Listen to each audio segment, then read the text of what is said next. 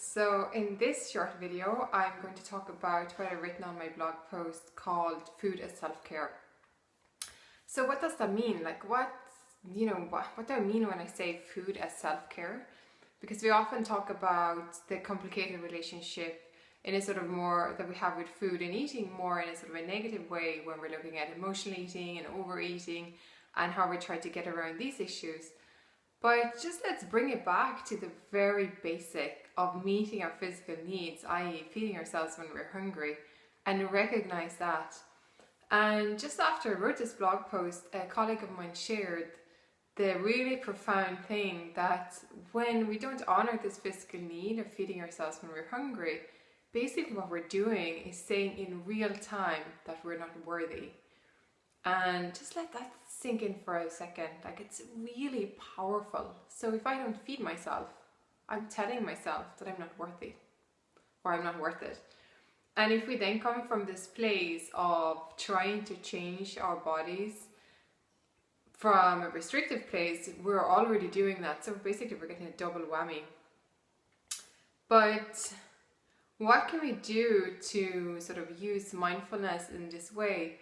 And what we're doing here is, when we're using mindfulness and mindful eating, we're bringing and cultivating this awareness that to sort of get used to listening to our bodies and being more in tune to these physical cues. So how do I know, like what is my body's physical cues telling me that it needs to be fed? And the difference between sort of a physical hunger and an emotional hunger is that your physical hunger usually comes on real gradual, whereas your emotional hunger it's kind of more of an immediate need that needs to be met. So knowing this, and what I speak about in this blog post, is that there's two ways that you can bring this kind of food as self-care approach, using it the most fundamental way, because we tend to think about self-care as getting enough rest, maybe taking hot baths, going for a walk, but like food is what keeps us alive. So it's really important that we get this really message, and I think, telling ourselves that we're worth being fed. And so what I often tell my clients, and what I've been cultivating for myself, is to learn to recognize these signals and listening to my body when it needs to be fed, and trying to sort of feed it maybe earlier than before hunger gets to a place where it becomes like an immediate thing.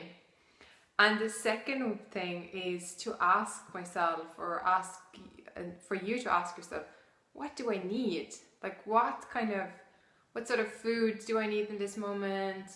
And actually from this place of getting into that sort of way of asking myself, what do I need? It becomes easier also then from here to discern whether it is a physical need, like it's a physical hunger maybe that needs to be met, or maybe it isn't actually that, it's an emotional needs that needs to be met.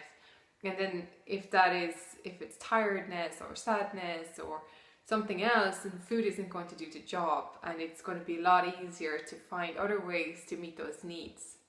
So this is really my tip for today, or for this blog post, and you can head over to my blog, the link is below, and read more about how to use food as self-care.